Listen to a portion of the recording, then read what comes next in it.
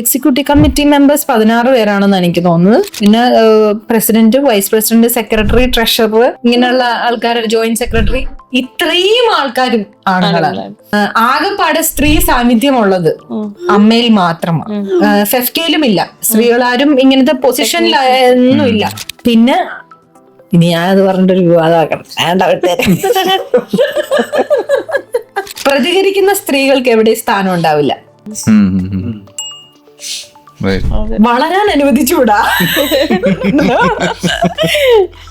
പ്രതികരിക്കുന്നതും വളരെ കുറവായിട്ടാണോ ഇപ്പൊ സംഭവിക്കുന്നത്? അതായത് ഇപ്പം പ്രതികരിച്ചു കഴിഞ്ഞാൽ പിന്നെ സിനിമ കിട്ടില്ല, അല്ലെങ്കിൽ അത് കിട്ടില്ലല്ലോ, അതുകൊണ്ട് സൈലന്റ് ആയി നിൽക്കുന്നുണ്ട് ഒരുപാട് പേര്. ഞാനിപ്പോ ലിറ്റിൽ ഹാർട്സ് ചെയ്ത സമയത്ത് ഇതിനകത്ത് ഒരുപാട് സ്ത്രീകൾ വർക്ക് ചെയ്തിരുന്നു. അപ്പൊ അവരൊക്കെ അവരുടെ അനുഭവങ്ങൾ ഷെയർ ചെയ്യുന്ന കേട്ടപ്പോഴാണ് ഞാൻ അറിയുന്നത് ഒരുപാട് മോശം കാര്യങ്ങൾ സിനിമയിൽ നടക്കുന്നുണ്ട്.